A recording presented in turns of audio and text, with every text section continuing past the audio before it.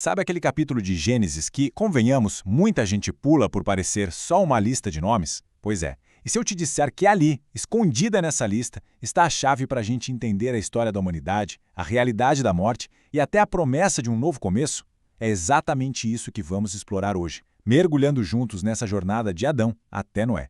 Olha só como a narrativa já começa com um peso diferente. Ela não apresenta isso como uma simples árvore genealógica, mas como o livro das gerações de Adão.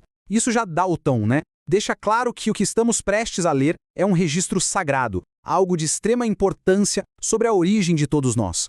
Então, vamos ver como um padrão fundamental se estabelece logo de cara. Tudo começa, claro, com o primeiro homem, Adão. E a partir dele, uma espécie de ritmo, uma cadência, começa a se formar. Uma que vai definir a existência humana por muitas e muitas gerações.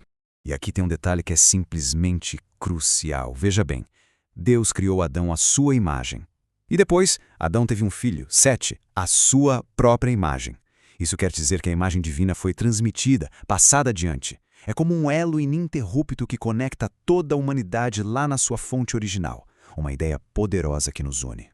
Mas, ao lado dessa celebração da vida que continua, uma sombra aparece. Uma realidade bem direta e repetitiva é introduzida, uma que, bom, a gente conhece até hoje. A mortalidade. À medida que a gente avança nessa lista, um ritmo poderoso e até meio melancólico começa a tomar forma. É uma cadência marcada por vidas incrivelmente longas, mas que, sem exceção, acabam sempre do mesmo jeito. E o padrão se repete de forma implacável. Com Sete, o filho de Adão, a história é a mesma. Uma vida longa, cheia de acontecimentos, mas com aquela conclusão inevitável. E de novo com o neto, Enos, a mesma sentença. A vida acontece, floresce, mas a morte parece sempre dar a palavra final. Chegando no desneto, Cainã, a repetição vira quase um mantra. É o tema dominante desse mundo antigo. Um lembrete constante de que, mesmo com quase 1000 anos de vida, a existência ainda era frágil. E vamos ser sinceros, esses números são impressionantes, quase míticos para nós hoje.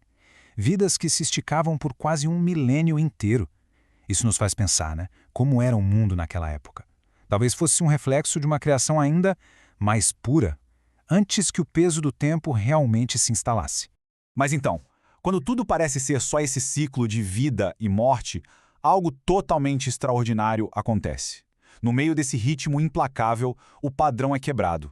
Uma exceção surge, e é uma que muda tudo. O texto diz que Enoque andou com Deus. E essa expressão é muito forte. Não significa apenas acreditar, significa uma comunhão íntima, uma parceria diária. É uma descrição única em todo o capítulo, o que já o coloca num patamar totalmente diferente de todos os outros. E aqui a gente vê a diferença de forma gritante.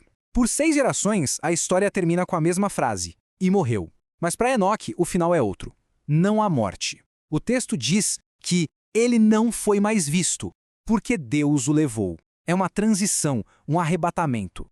E o mais curioso é que Enoque viveu bem menos que seus parentes, apenas 365 anos. Mesmo assim, seu legado é eterno. É uma lição em tanto, não é? Mostra que talvez o que realmente importe não seja a quantidade de anos que se vive, mas a qualidade da caminhada.